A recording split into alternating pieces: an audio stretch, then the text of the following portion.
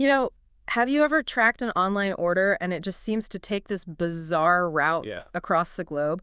Or maybe you've looked at a made-in label and thought, hang on, that doesn't seem right. Oh, definitely. Happens all the time. Well, those little things, they're actually ripples, tiny ripples from these massive, almost invisible shifts happening right now in global trade. Exactly. Huge undercurrents. So today on the deep dive, we're diving right into those currents. We want to explore the pretty dramatic changes unfolding, particularly looking at the U.S. and its tariff policies, these big structural imbalances, between the U.S. and China. And India's role in all this, too. It's fascinating how they're navigating it. Yeah, exactly. India's unique position amidst these powerful forces, it's not just economics 101, is it? It's geopolitics, it's supply chains, it's really the future of how countries work together.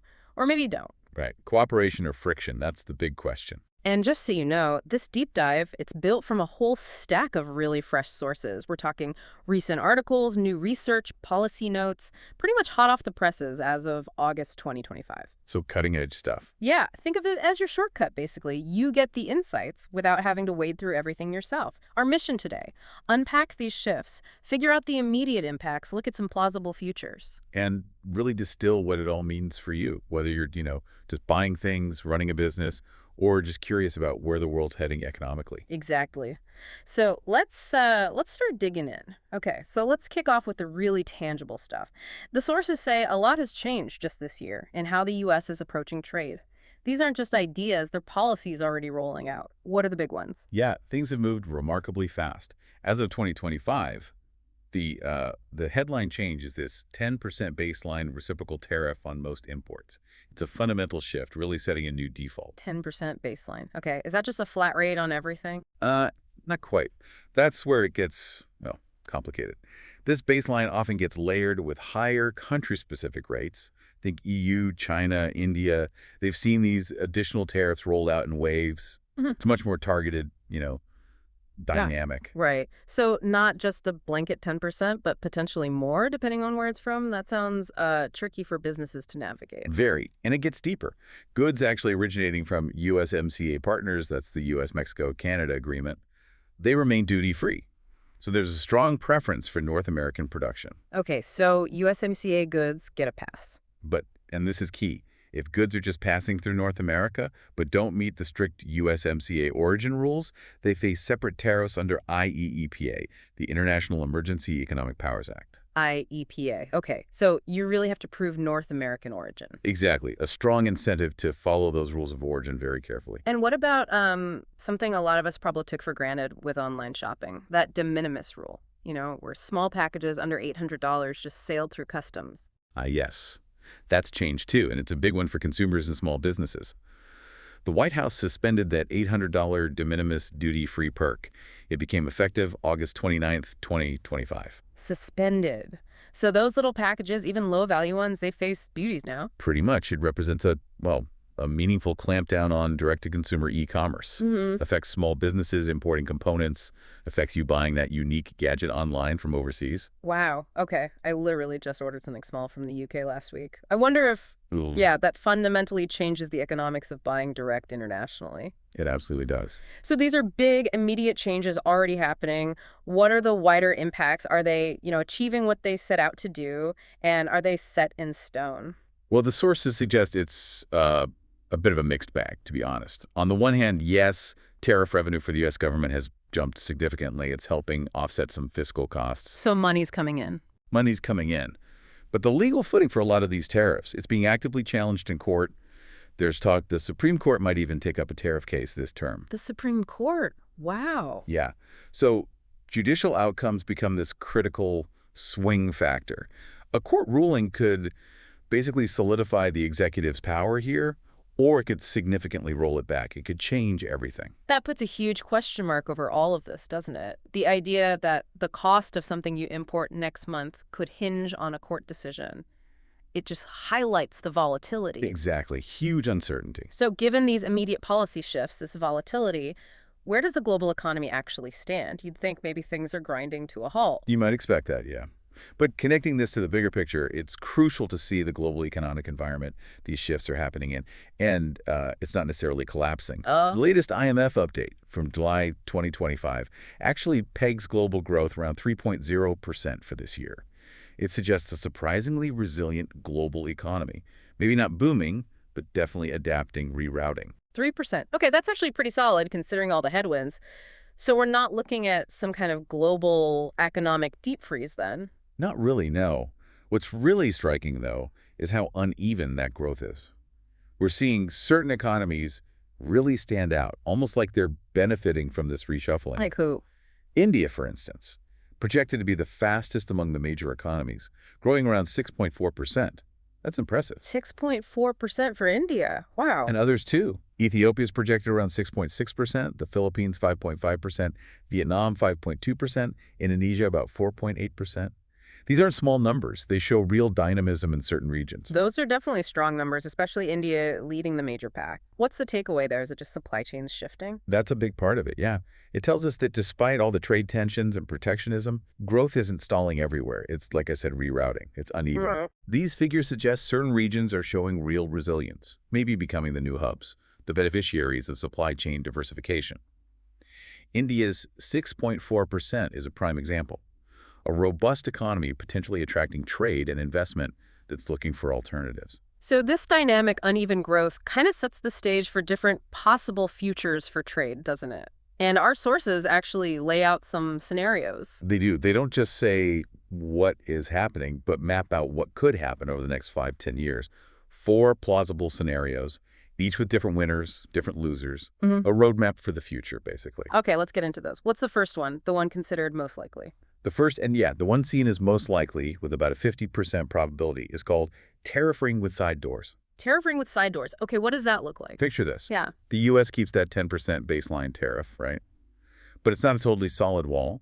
They make tactical tweaks adjusting rates for specific countries or sectors. Crucially, USMCA goods from Mexico and Canada stay duty-free, a big advantage. And there are targeted carve-outs, say, for semiconductors, but that de minimis rule for small packages stays suspended.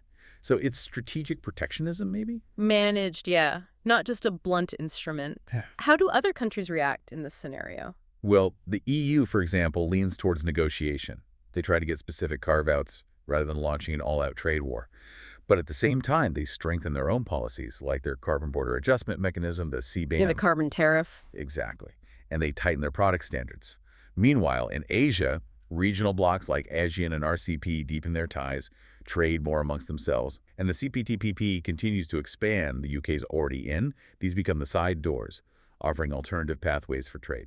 Okay, so the U.S. has its ring, but there are these other regional arrangements creating flexibility. What's the practical outcome? Where does trade flow? Who wins? The outcome is supply chains tilting even more towards intra-Asia trade, so trading within Asia, and also a noticeable boost in nearshoring to Mexico and Canada to leverage that USMCA duty-free access. Winners. Clearly Mexico and Canada, also potentially India and ASEAN countries, if they manage to capture manufacturing that moves out of China. And of course, adaptable firms with factories in multiple countries, they can navigate this landscape. But there have to be risks too, right? Even in this more adaptive scenario. Oh, absolutely. There's always the risk of persistent US-EU or US-China friction bubbling up. U.S. consumers could see, modest inflation from the tariffs making imports pricier. And exporters without that flexibility might struggle with thin margins. And what should we watch for? How do we know if we're actually in this tariff ring world? Key things to watch. Does the U.S. stick to that 10% baseline policy? Do we see lots of small, targeted trade deals instead of big, comprehensive ones? And crucially, do Mexican exports to the U.S. keep rising noticeably? Those would be strong signals. Okay, that's the most likely path. But what if things get, well, uglier? The second scenario sounds much more confrontational.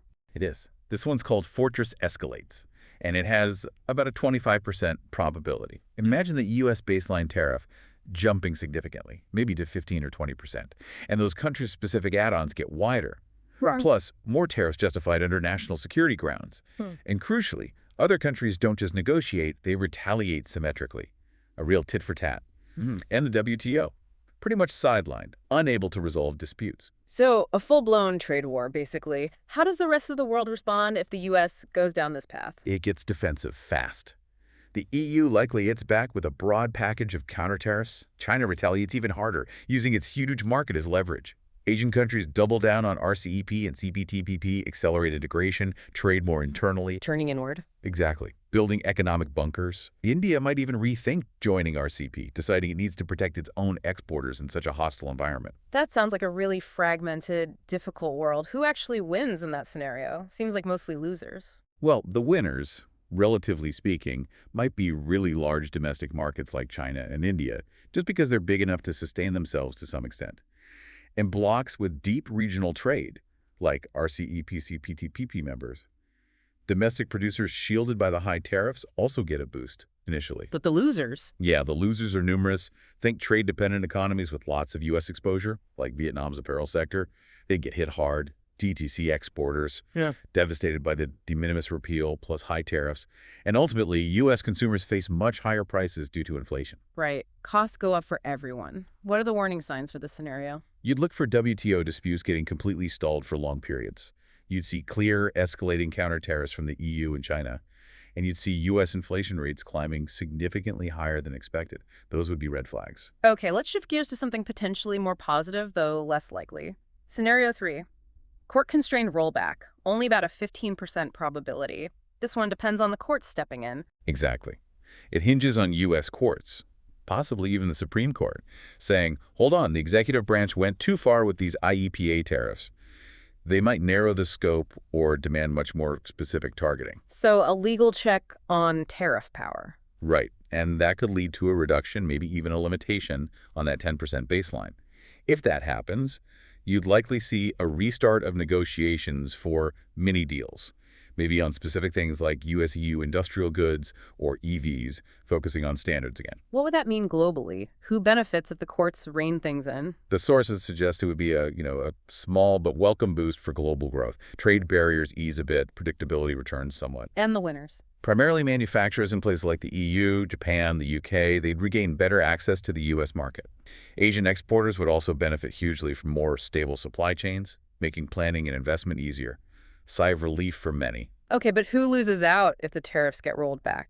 Well, some U.S. domestic producers who suddenly face more import competition again, they lose that tariff protection. And also, any businesses that had specifically built their models around the tariffs, maybe profiting from arbitrage, their advantage disappears. Right, the arbitrageurs. How would we know this is happening? Key indicators. Yeah. Landmark court rulings, specifically limiting executive tariff authority, and a noticeable revival of actual substantive WTO talks or free trade agreement negotiations, signaling a shift back towards multilateralism. All right, that leaves the fourth and least likely scenario, only about 10% probability. Patchwork détente. This isn't a full rollback, but more strategic. Yeah, think of it as highly selective engagement. The U.S. keeps a baseline tariff, but becomes very active signing specific sectoral carve-out deals, or MOUs. MOUs, Memorandums of Understanding. Right, for critical stuff like pharma, chips, critical minerals, but only with specific partners, maybe the EU, Japan, UK, India. Meanwhile, that de minimis rule stays suspended to stop the flow of untaxed small parcels. It's a very bespoke approach to trade. So a world of very specific deals for very specific things.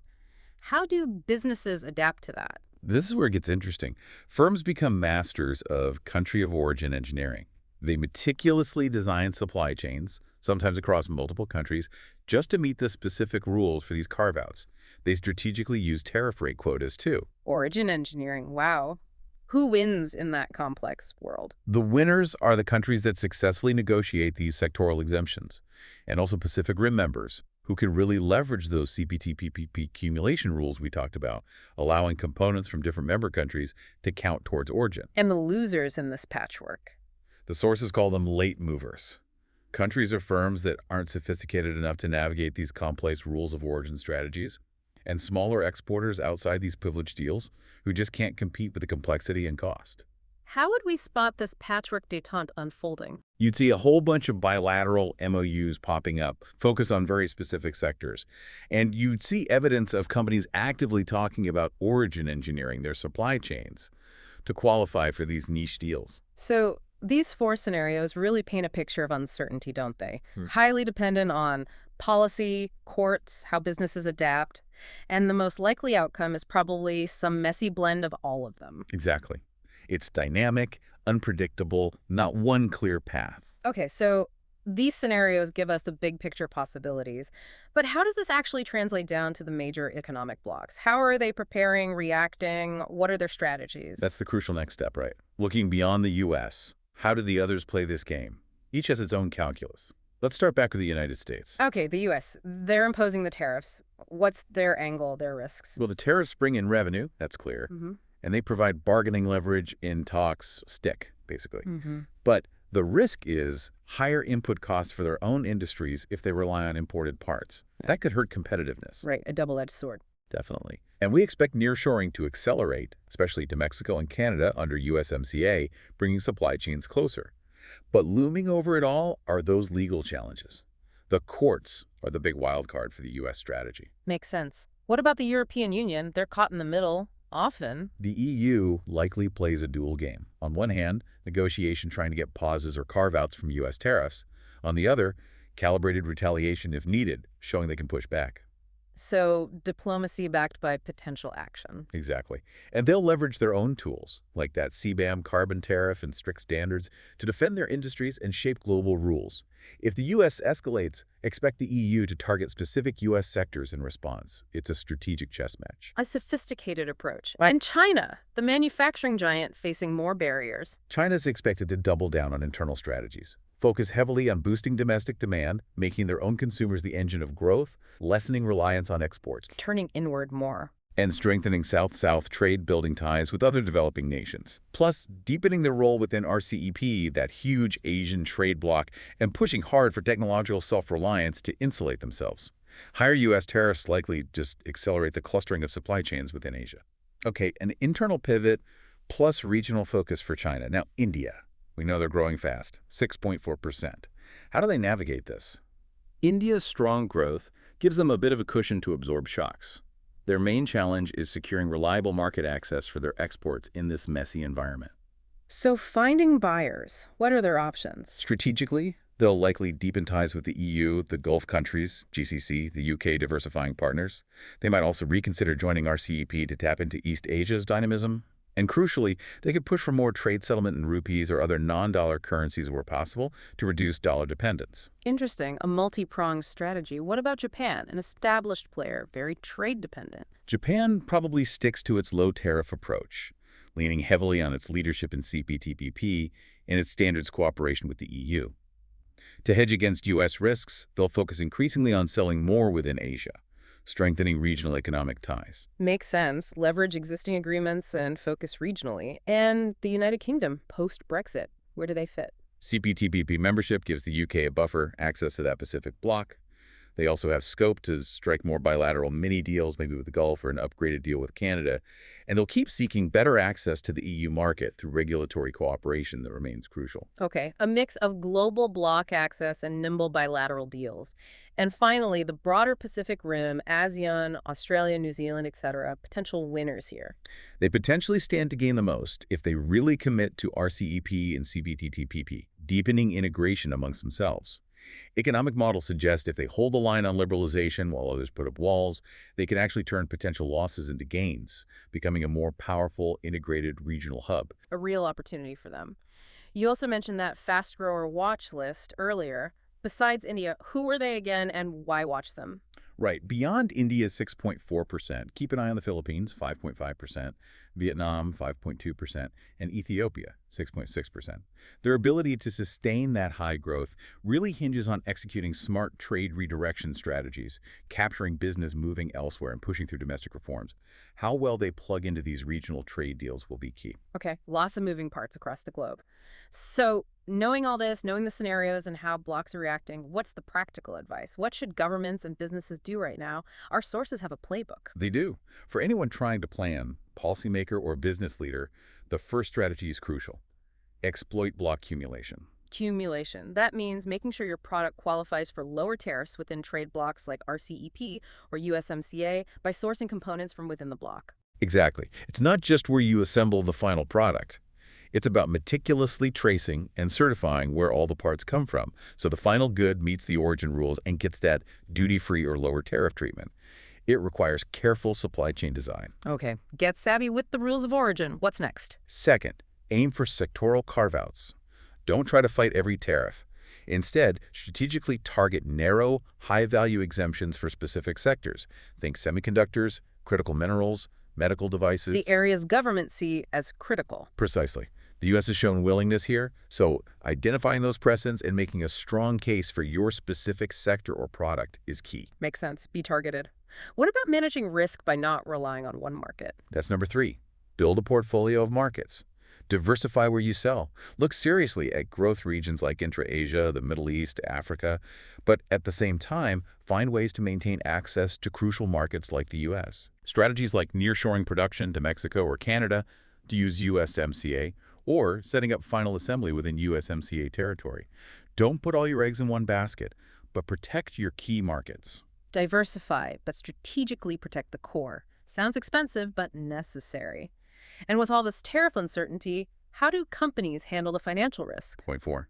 You have to price for tariff volatility. Build flexibility into contracts, maybe clauses allowing price adjustments if tariffs change. Use foreign exchange, FX, hedging much more robustly. Tariff-adjustable contracts. Interesting. And for those DTC brands hit by the de minimis repeal, they absolutely must redesign their logistics and pricing to account for new customs costs and duties. Ignoring it is fatal. A fundamental cost structure change. Okay. And lastly, you mentioned the courts being a wild card. Right. So the 5th piece of advice is simply watch the courts. Monitor those legal challenges, especially any Supreme Court rulings on executive tariff powers like IEPA. A major ruling could completely change the game, either rolling back tariffs or cementing them. Be ready for different legal outcomes. Okay, so adaptability, strategic focus on rules and sectors, diversification, financial hedging, and keeping an eye on the legal landscape. That's a complex playbook. It is. It reflects the complex reality we're in. This gives us a great handle on the sort of Fortress America context and the global responses. But let's zoom out again now. Look at the deeper structural stuff behind these trade tensions. Specifically, the role of the U.S. dollar and how it interacts with China's economic model. Yeah, stepping back, it's really fascinating how much of America's ongoing trade deficit isn't just about buying habits or manufacturing competitiveness. It's deeply tied to the very nature of the U.S. dollar itself. The exorbitant privilege, as economists call it. Exactly that term. The dollar being the world's primary reserve currency gives the U.S. this unique privilege, but it also creates structural issues. Privilege sounds good, but how does it actually cause problems, specifically for the trade deficit? It seems counterintuitive. Well, the paradox is this. Because the world needs dollars for everything. Settling trade in oil, commodities, goods, holding in reserves. There's this constant structural global demand for dollars. Okay, everyone needs dollar. Right. And that demand extends to U.S. assets too, treasuries, stocks, real estate. All this demand pushes up the value of the dollar. Making the dollar strong. Exactly. And a structurally strong dollar automatically makes U.S. exports more expensive for other countries to buy, hurting competitiveness. At the same time, it makes imports cheaper for Americans. So the strong dollar itself inherently widens the trade deficit that's baked into the system.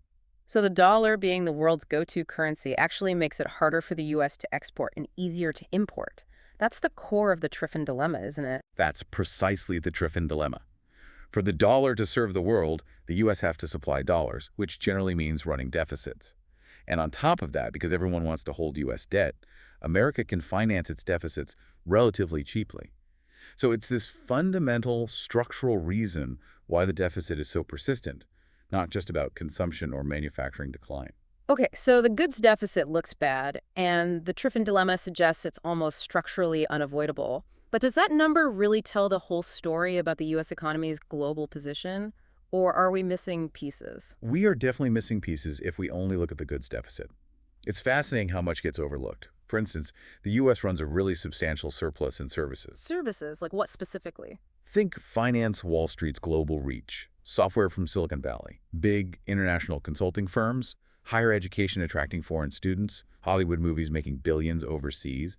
All these bring in tens of billions every year, offsetting a chunk of the goods deficit. Right. That's a huge counter-narrative. The U.S. as a services export powerhouse.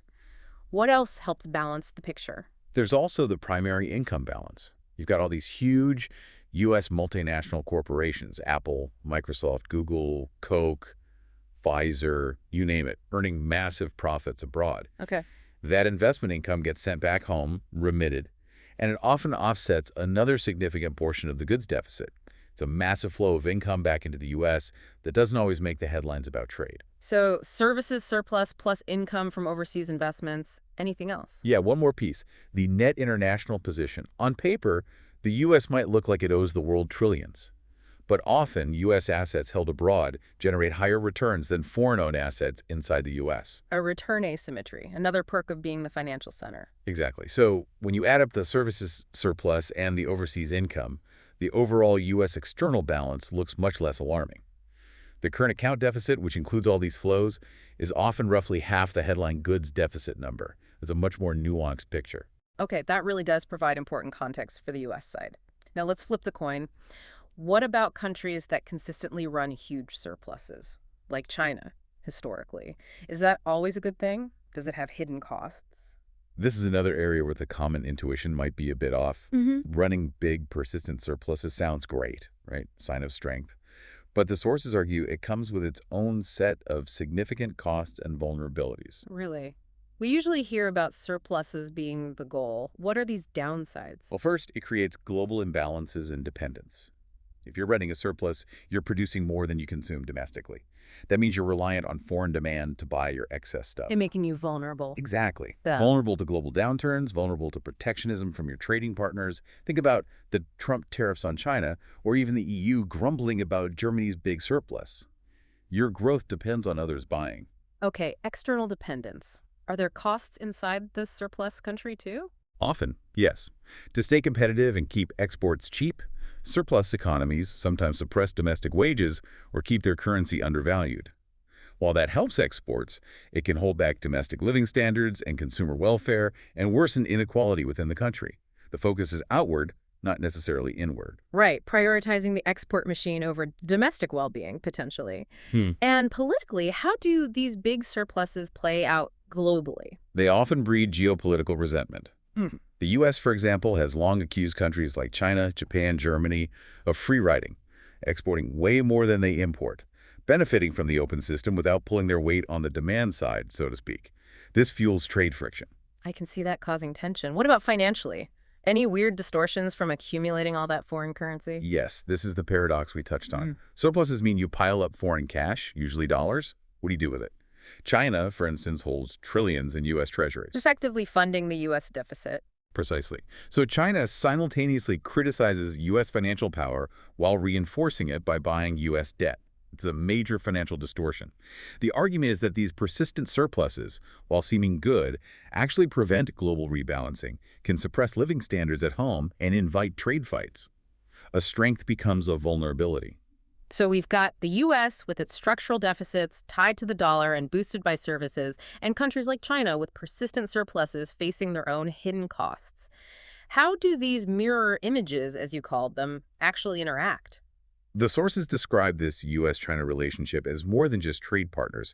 It's like they're locked in this unique, powerful symbiosis, almost perfectly imbalanced, complementing each other's structural tendencies. So the U.S. is the structural importer, driven by the dollar and consumer demand. Right. Consistently running huge deficits, supplying the world with dollar liquidity, as the Triffin dilemma suggests, sucking in imports. And China, the mirror image, is the structural exporter. Pretty much. Historically generating huge surpluses, driven by an export-led model, often with suppressed wages, keeping costs low, and massive investment in manufacturing capacity, built to produce for the world. It really is like that seesaw analogy you used earlier. The U.S. deficit on one end, China's surplus on the other, with the dollar as the fulcrum, shipping goods one way, dollars the other. Exactly. That dynamic became the backbone of the major global imbalance for decades, fueling globalization. China ships goods, America ships dollars. But you said this system, this symbiosis, isn't necessarily stable or permanent. What could cause it to crack? That's the trillion-dollar question, really. The sources suggest it's inherently unstable long-term.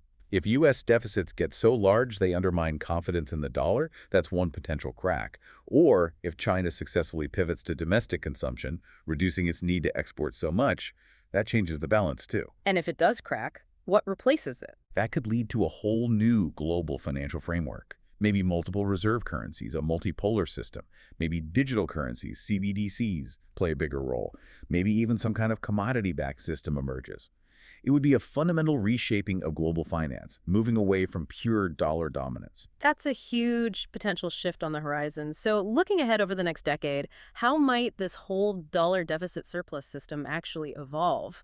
The sources have scenarios for this too. They do. They map out three distinct scenarios for how this balance might shift by 2035, plus a wild card, and importantly, the policy levers that could push things one way or another. Before the scenarios, though, you mentioned some baseline forces that apply across the board, things that won't just disappear. Right. Important context. First, the network effects of money, the dollar's inherent advantages in trade invoicing, reserves, deep capital markets, they don't vanish overnight. Inertia is powerful.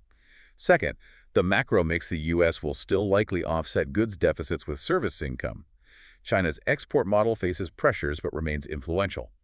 Third, technology rails, things like CBDCs, make switching currencies easier but don't guarantee a new anchor emerges on their own. Tech is an enabler, not a decider. And fourth, policy risk. Tariffs, sanctions, industrial policy can bend trade patterns but rarely break them instantly. Change tends to be gradual, path-dependent.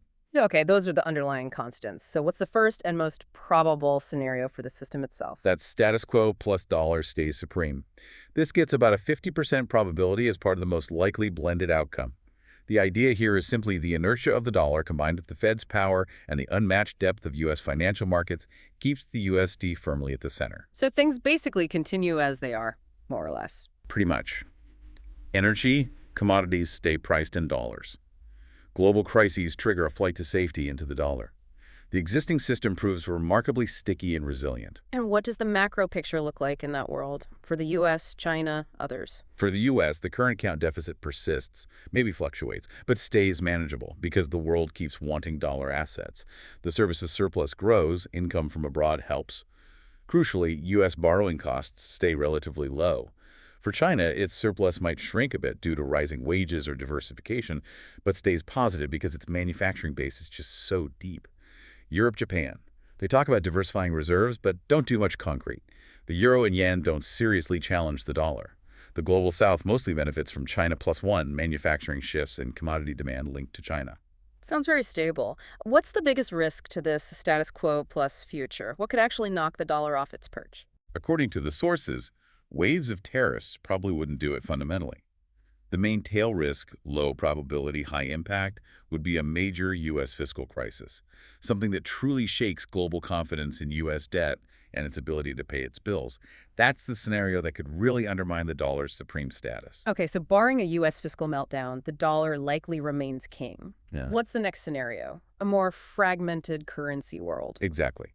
Scenario 2 is multipolar money, a broader reserve mix with about a 25% probability in the blend. Here, central banks and big companies gradually diversify away from the dollar. They start using the euro and the Chinese yuan more for trade settlement and reserves. So regional currency blocks might emerge. Potentially. You might see commodity contracts priced against a basket of currencies, not just USD.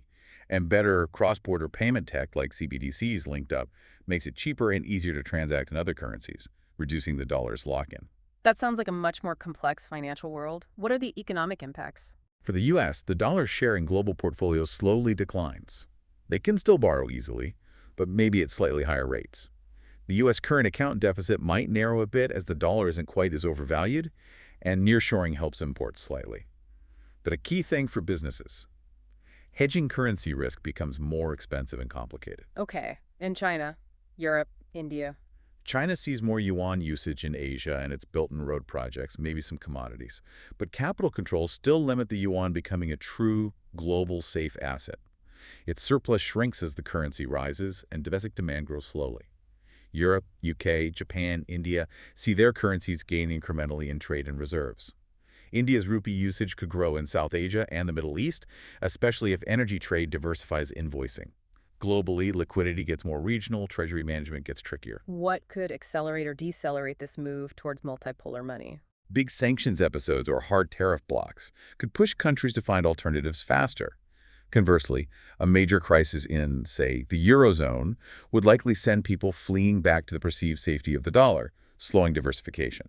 Okay, now the third scenario sounds like a fundamental shift within one of the giants. China flips. Consumption-led rebalancing. Only about 10% probability in the blend. What forces China to flip its model here? This is driven by major domestic challenges. Maybe a big property market slump combined with an aging population forces Beijing's hand. They have to pivot. That means strengthening social safety nets, boosting household incomes, expanding their own services sector. And letting their currency rise. Yes, allowing the RMB to appreciate more flexibly. This leads to a surge in Chinese imports of consumer goods and services, shifting the growth engine from exports to domestic demand. A huge internal rebalancing. How does that ripple outwards? Impact on China, the U.S., others? For China, its big current account surplus shrinks, maybe even disappears sometimes. Domestic demand takes over from exports as the main growth driver.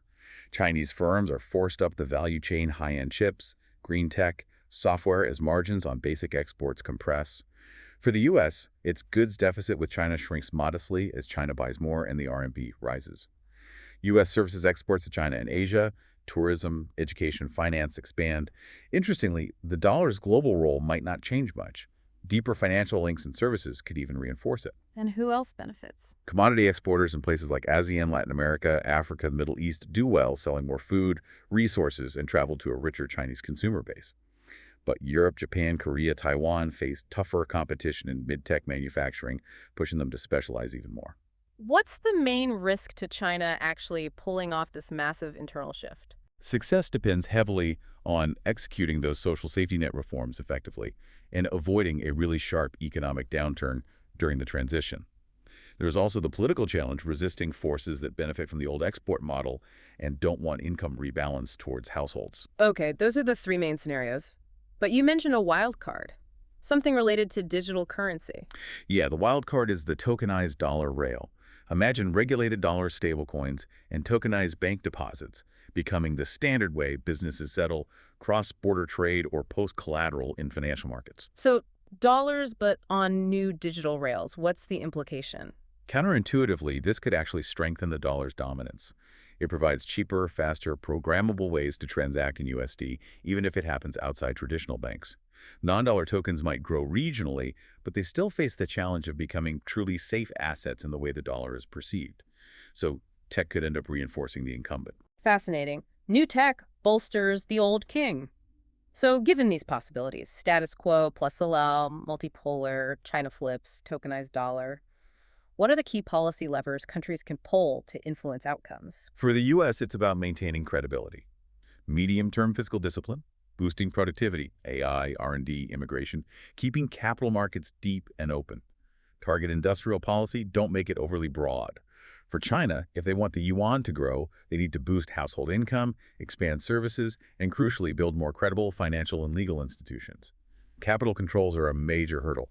For surplus economies like Germany or Japan, encourage wages and domestic investment to lift internal demand, reducing reliance on exports, and globally promote interoperable payment standards, set rules for tokenized money, and keep commodity markets open to avoid fragmentation. It sounds like the most likely future is a messy mix, right? Mostly status quo plus era, but with bits of multipolarity, maybe a partial China flip, all hit by random policy shocks. That seems to be the consensus from the sources. Highly dynamic, interconnected, constantly evolving. Adaptability is everything. Okay, that gives us a great framework for the big picture financial system dynamics. Now, let's zoom back in on India. We know it's growing fast, but it faces this huge specific trade challenge with China. Let's really unpack that. What's the sheer scale we're talking about? The scale of India's trade deficit specifically with China is, well, frankly, enormous and growing. In the latest figures for fiscal year 2024-25, it hit a record $99.2 billion. $99.2 billion. Wow. How does that compare to the year before? A big jump. The previous year, FY 2023-24, it was $85.08 billion. So it increased by nearly $15 billion in just 1 year. That acceleration really highlights the depth of the challenge for India. Almost a $100 billion deficit with just one country, and growing fast. That's staggering. Why? What's driving this? Is it just Indians buying lots of Chinese phones and gadgets, or is it deeper? It's much deeper than just consumer goods. The sources are clear. This deficit is rooted in fundamental structural dependencies in India's own industrial and technological base. It's about the inputs India needs to run its own economy. Structural dependencies, okay. Like what imports from China are driving this huge number? It's heavily concentrated in crucial inputs and capital goods. Think electronics components, not just finished products. Machinery needed for factories. telecom equipment. And critically, drug intermediates and active pharmaceutical ingredients, APIs, the essential chemical building blocks for India's own large pharmaceutical industry. These categories show up consistently in government reports as the main drivers. So it's the stuff India needs to make other stuff, the foundational parts. Why are they so reliant on China for these particular things? Is it just cost? Cost is a huge factor, yes. Yeah. China's massive manufacturing scale, its deep supplier networks, these cluster effects, where related industries group together, it makes sourcing these components from China significantly cheaper and faster, especially for complex items. Can you give an example? Sure, take auto components. In FY25, about 26.6% more than a quarter of India's auto component imports came from China. Indian manufacturers just can't match that price or scale domestically right now for many parts. Over a quarter of auto parts? That's significant. What about newer industries, like green tech, where India has big ambitions? Even there, the dependency is stark. India's push for solar power still relies heavily on Chinese solar cells and modules. In FY 2024-25 alone, they imported about 35.3 million PV modules worth $1.7 billion from China. 35 million solar panels. Wow. And it extends to critical minerals and advanced materials needed for batteries, magnets, things essential for EVs and renewables. Yeah. China's recent export curbs on some rare earths really highlighted this vulnerability for India. Okay. And even when India is assembling high-profile products like iPhones, does that still contribute to the deficit? Frustratingly for India, yes. Even as iPhone assembly ramps up there, a large share of the high-value components inside those phones still comes from China.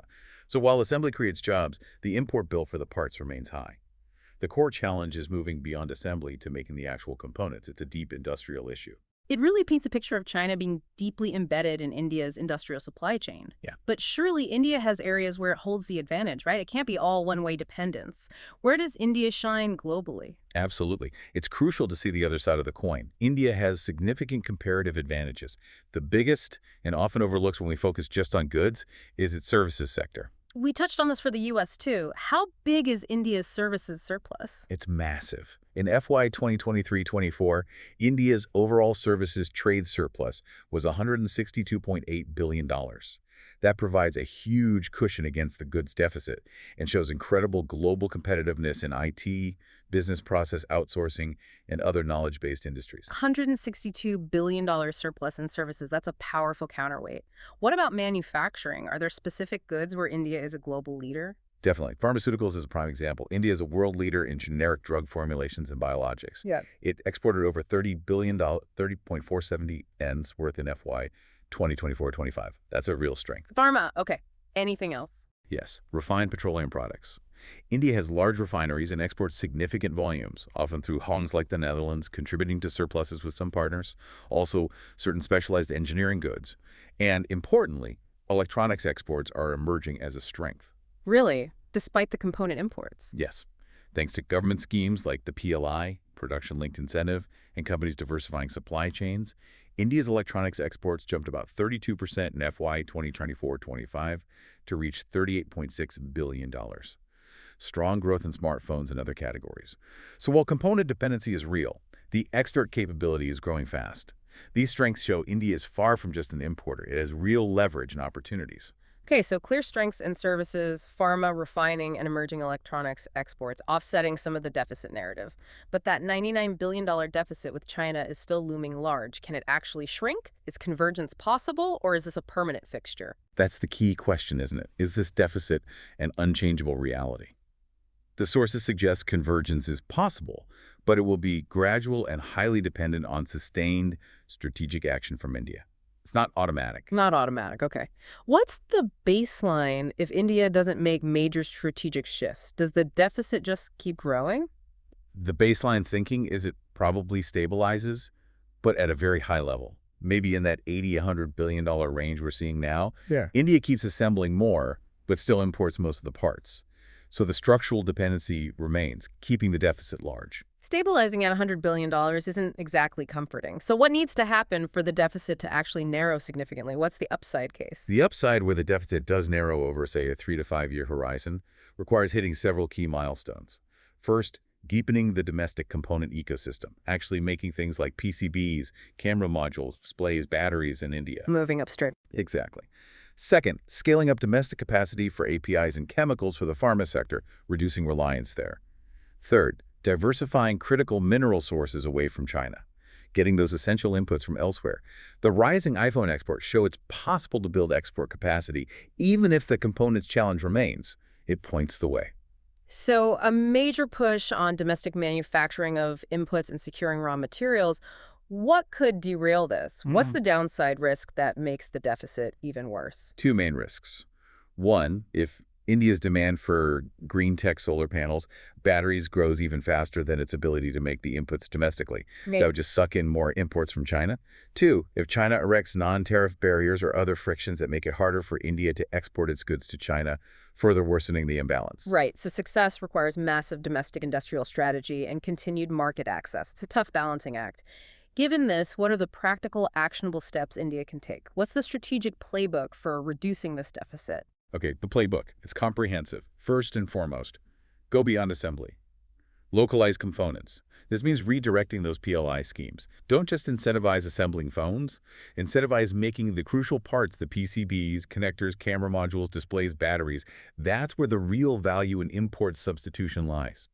This shift is apparently already being discussed seriously in policy circles. Start. Target the root cause. What about pharma, their existing strength? Strategy 2. Scale pharma self-reliance. Fully implement the PLI schemes already announced for bulk drugs and APIs. Accelerate work on fermentation-based chemicals, KSMs, to systematically cut the reliance on Chinese raw materials over time. Build on that strength. Okay. And those critical minerals needed for future tech. Lever 3. Secure critical minerals. Proactively sign deals for mining rights or supply agreements outside China. Maybe set up joint ventures for processing facilities in friendly countries. De-risk those supply chains for magnets, battery materials, etc. Don't wait for a crisis. Makes sense. Be proactive on sourcing.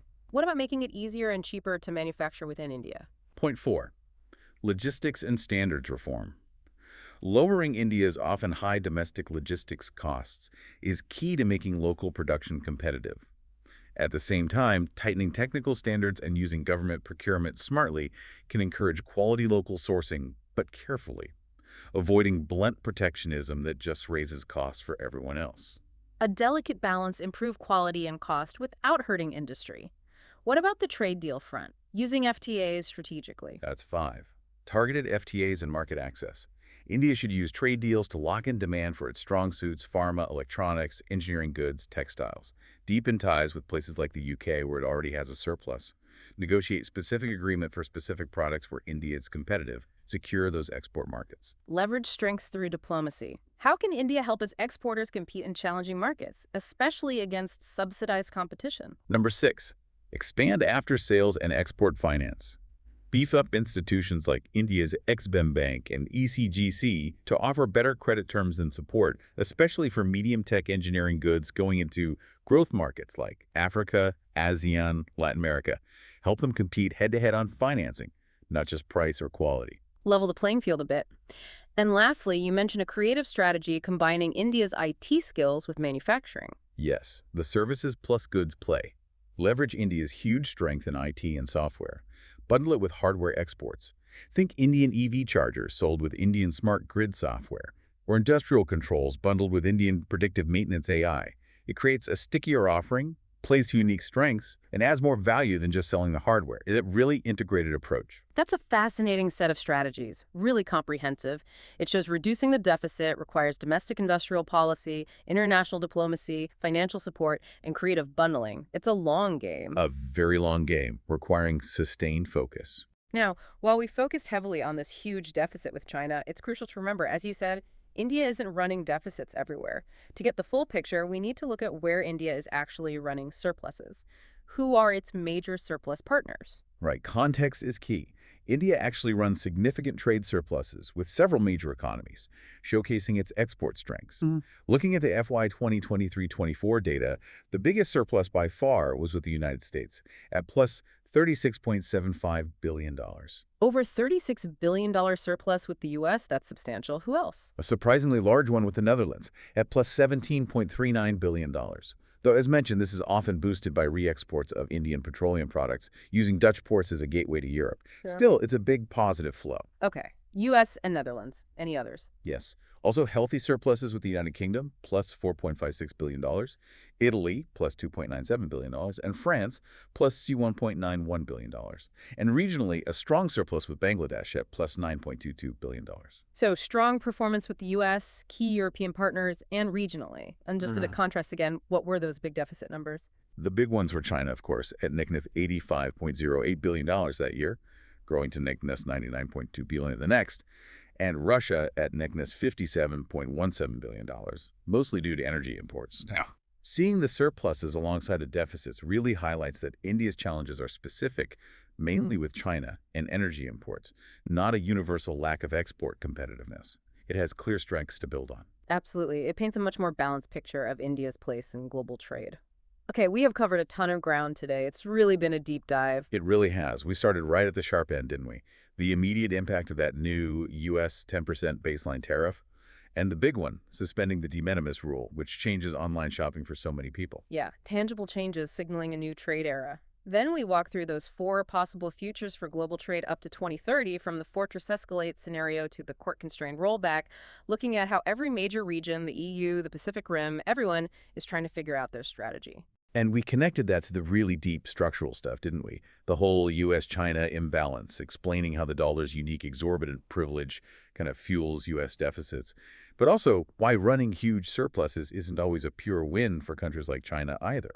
It creates its own problems. Exactly. And then we brought it right down to India, dissecting that massive structural trade deficit with China, looking at why it exists, but also, importantly, highlighting India's own impressive strengths, like services and pharma, and that whole strategic playbook they're trying to use to rebalance things. The big takeaway, I think, the central message from all these sources, is pretty clear. Global trade isn't collapsing, it's not dying, but it is fundamentally rerouting. Yeah.